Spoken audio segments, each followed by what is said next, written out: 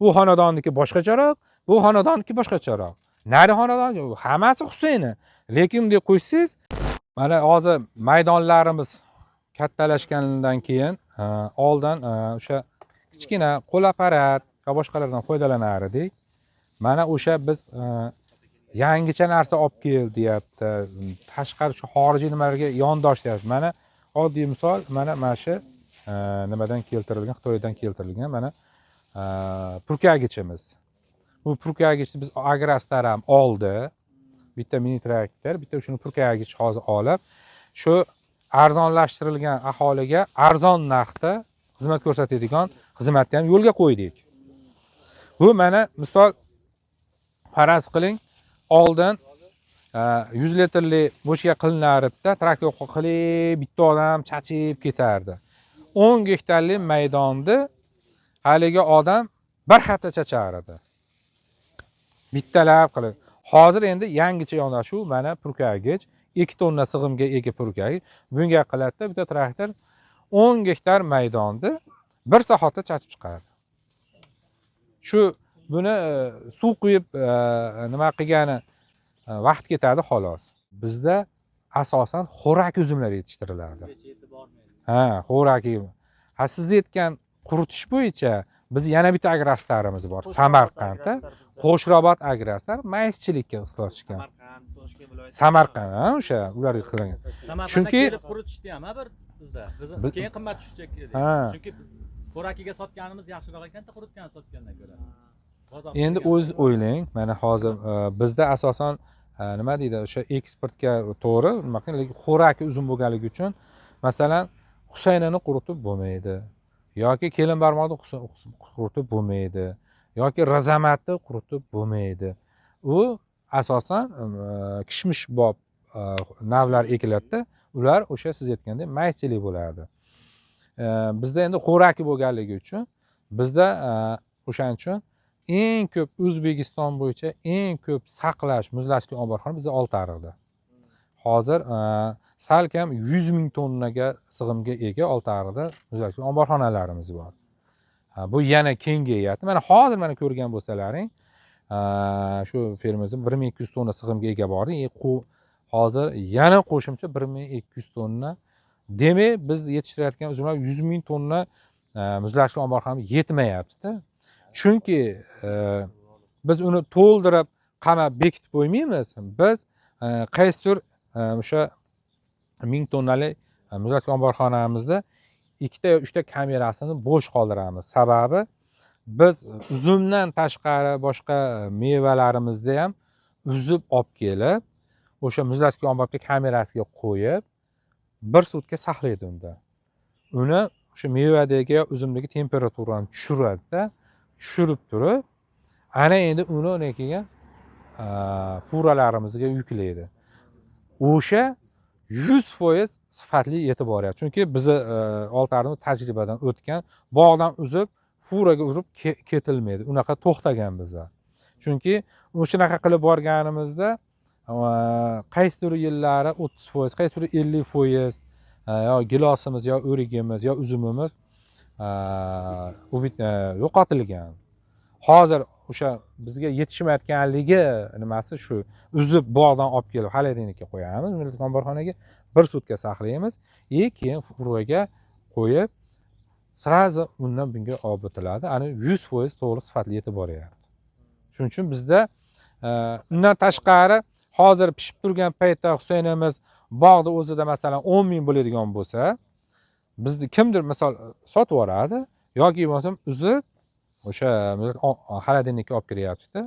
Buni 2-3 barobar. Bu yil masalan o'tgan yili misol 10 ming bo'lgan bo'lsa, Husaynimiz xolodilnikka olib kirdi. Xolodilnikka olib kirib, eng pasti 20 ming, boshi 30 minggacha. Mana o'zingiz o'ylang, 2-3 barobar qimmat o'sha qo'shilgan qiymat zanjiri deydi. O'shanaqa saqlab olib kirilyapti. Xolodilnikda turdi mana degan bir hujjat bo'ladi. Ya, u narsa kerak emas. U prosta fitosanitar qilib, xolodilnikka qo'ymasan tadbirkorda u mevasi yetib bormaydi. O'zi обязательно o'zi majburiyat solish. Ha, ya endi sifatli olib borish kerak-ku. Sifatli olib borish uchun mana hozir mana shu yerda turgan, mana shu uzum hozir turgan joyda masalan mana hozir o'sha paytda masalan 15-20 gradus desak harorati buni olib kiradida buni haroratini 5 gradusga tushiradi buni o'zini tanamiz inson tanasining haroratini tushiradi ichida danagigacha tushiradi sovigandan keyin bu endi furaga ursa biz aytgandek o'sha 100% sifatli boradi. O'sha holatda aka o'zbek risk ko'radi. Bitta odam ko'raveraylik, bitta yo boshida olib borishgan 20%, 30% hali qaysidir yashidiklar suv oqib ketgan yo boshqa bo'lib ketgan. Endi oldin faqatgina bizni o'sha asosan 70-80% deylik, 80% uzumlar aholi tomorqalarida bo'lganda. Masalan, aholi tomorqasida hozir 1410 gektar aholi tomorqalarida uzum bor. Hozirgi kunda. 3000 gektar mana nimadan yurtboshimiz bergan ekan 3000 gektar bu plantatsiyalar tashkil qilindi. Oldin aholida bo'lgan ham to'liq uzum. Chunki u xonadonniki boshqacharoq, bu xonadonniki boshqacharoq. Nari xonadon hammasi Husayni, lekin bunday qo'ysangiz har xonadonga ajralib turilgan. Chunki har xil yetishtirilgan-da. Shuning uchun haligi hozir hammasini uzib olib kelib bitta olib kiradi halinikka, bir xil temperaturaga tushirgandan keyin urinaveradi. Mana oddiy misol mana shu yerdan faraz qiladigan bo'lsak, mana bitta dehqonimiz turibdi, mana 3-4 marta seminarlarimizda qatnashdi. Oldin vazillab olib, zaharni sepib boshqa qilinaveradi. Asta sekin o'sha akarasit yoki pezilmadan voz kechishga harakat qilinyapti. Mana oddiy misol, mana misli preparat sepilgan, kurzat sepilganmi? Kurzat, miskopor sepilgan. Mana oltin gugurt. Mana ko'rib turibsizlar mana. Oldin bu paytda oltin gugurt chachilmasdi, faqat pishishiga yaqin chachardi. Sababi suv kirganda zahar desa qizartirib qo'yadi, mahalliy tilda. Endi qizartirib qo'yadi shunaqa. Mana endi asta sekin shu nimasi zaharli moddasi kam bo'lgan preparatlar mana o'zlarini necha marta ko'rsatdik, boshqa qildik deb mana hozir o'tdimi o'sha zaharli moddasi kam bo'lgan preparatlardan qo'llanilyapti. Ilmiy yondashishga o'sha o'tdi bular mana. Kompaniyamizda asosiy vazifasi qishloq xo'jaliklari mahsulotlarining milliy brendini yaratish va uni eksportini rivojlantirish bo'lib hisoblanadi. Shu bo'yicha ishlarimizni olib boryapmiz. Hali juda ham katta ishlar qildik deb maqtana olmaymiz, chunki hali tashkil topganimizga ko'p bo'lmadi. Hozir o'zimiz qilgan ma'lum ishlar bor, o'shalar bilan tanishtiraveramiz. Yo'lma-yo'l yana savollar bo'lsa, javob berib ketaveramiz. Aytmoqchi bo'lganim, kompaniyamiz har doim ommaviy axborot vositalariga ochiq. Mani raqamim o'sha dasturda bor. Bemalol qanaqa masalada bo'lsa, telefon qilishlaringiz mumkin. Biz ma'lumot beraveramiz. Oltiariq haqida ozgina ma'lumot bering aka, bularga keyin chiqib Xush kelibsizlar avvalo biz Oltiariq tumaniga. Avvalo Oltiariq tumanini gapiradigan bo'lsak, Oltiariq tumanini shu uzumchilikka ixtisoslashgan, asosan hamma yaxshi biladi. Bu necha yillardan beri bu uzumchilik bizda rivojlanib kelgan.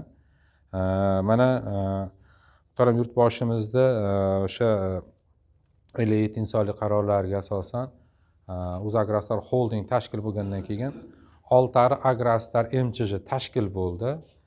Biza asosiy nimalarimiz shu Oltiariq tumanida.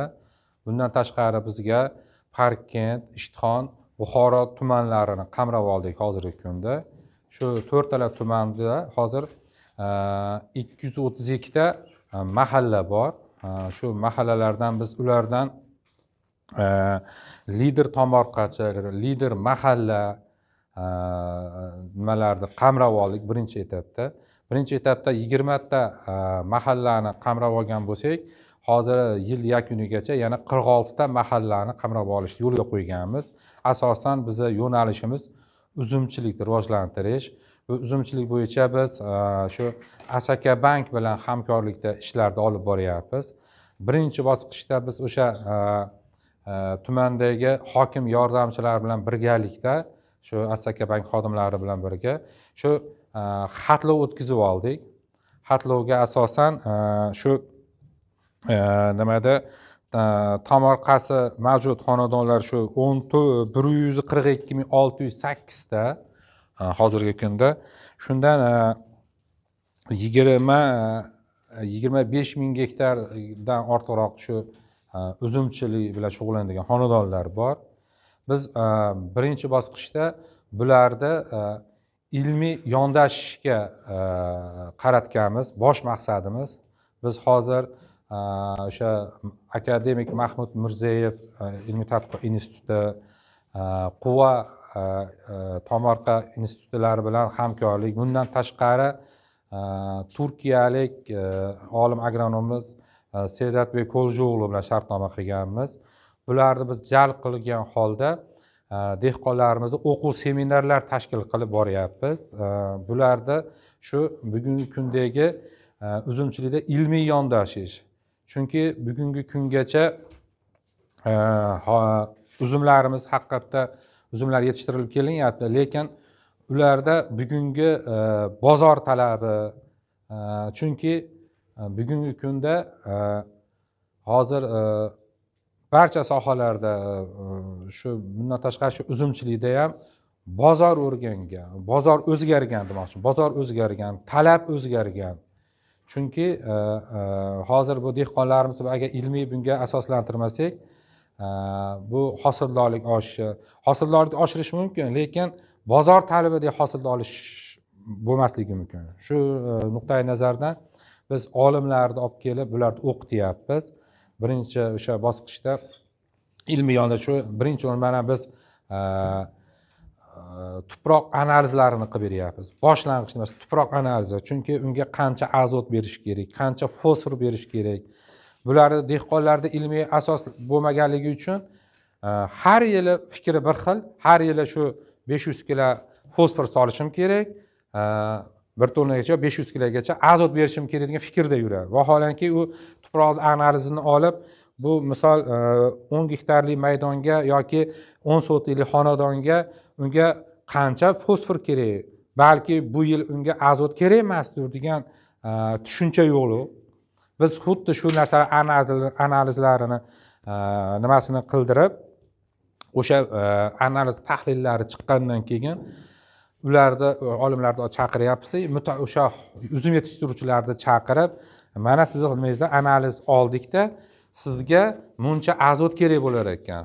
Mana kilodan oygacha solasiz degan shu narsalarni yo'lga qo'ydik. Bundan tashqari mana ko'rgan, hozir kirib ko'rasiz, laboratoriya tashkil qildik.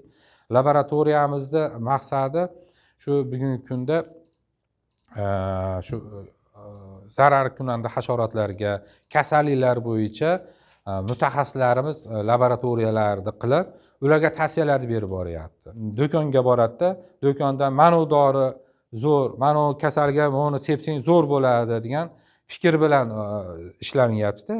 Bizning mutaxassislarimiz borib o'sha aniqlab, yo'q aka, bu mana qo'y. Chunki bizni hozirgi dehqonlarimiz faqatgina shu 3 ta yo 4 ta kasallikni biladi xolosda. Vaholanki hozirgi kunda uzumlarimizda 10 dan ortiq kasalliklari bor. Bizda o'sha o'ydi, muldi, ko'mistok uchalasini biladi xolos biz dehqonlarimiz. Uni ham o'sha chang sho'r deydi xolos.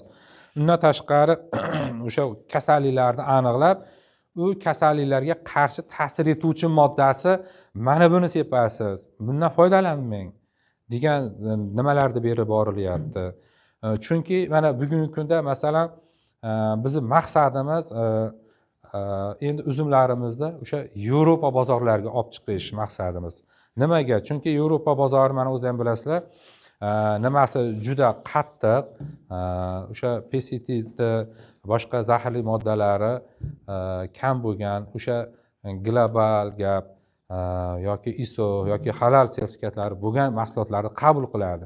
Biz o'sha sertifikatni olish uchun avvalo biz boshlang'ich nimasini qilishimiz kerak. Shu tuprog'idan boshlab, zarar kunandagi sepadigan preparatlarigacha e'tibor berib, biz o'sha olimlarimiz aytadiki, shu bunlardan foydalanmang. Siz bunga ma'no ta'sir etuvchi modda ham ta'sir qilaveradi. Shuni seping deb hozir shu narsalarni yo'lga qo'yib, xudo xolasa, bizning maqsadimiz bugungi uzumimizni Yevropagacha olib borish. O'sha mana yangi tashkil qilgan laboratoriyamizda biz buni viloyat o'simliklar karantinidan bizga 2 ta mutaxassis ajratildi. O'sha laborant, agronom, entomologlar kelib bizni kasalliklarni aniqlab, bu bo'yicha har nimada mana mikroskoplar aniqlab bizda tashxislarni bu yerda qo'yib berishyapti. Albatta bu laboratoriya bizda Oltiarda shu paytgacha bo'lmagan. Sababi o'sha viloyat karantinda laboratoriya bor, lekin haligi aytganimdek dehqonlarimiz u nimalar mutaxassislarni olib kelib kasallikni aniqlash bo'yicha yo tashxis qo'yib berish bo'yicha shug'ullanishmagan. Chunki erta bunaqa borligini ham bilishmagan. Birinchi bosqichda ular shetaydaqa qilaylik, yo'q biz Oltiariqdan 35 kilometrga chiqasi dehqon kelib uni qilmaydi. Biz shuni Oltiarida qilaylik, bizga mutaxassis berdi dedik. Nima jihoz ketadi deb bizga jihozlar ro'yxatini qildi. Jihozlarni hammasi bilan aytgan jihozlarini olib kelib birinchi bosqichda jihozlarini olib keldikda, mutaxassisni ajratib berdi. Hozir shu bo'yicha ishni boshladik laboratoriya bo'yicha. Shu territoriyaning o'zida hozir 500 gektar uzum bog'i bor. Shular mana shu yerda. Vaholanki hozir shu Oltiardagi hamma nimalarga hozir bizga qiziqish bildirib, bizga aloqaga chiqishyapti-da. Mutaxassis borib, o'sha nimasini tahlilini olib kelib, bitta tahlilini qilib, unga qarshi ishlash preparatlar bo'yicha tavsiyalar beryapti.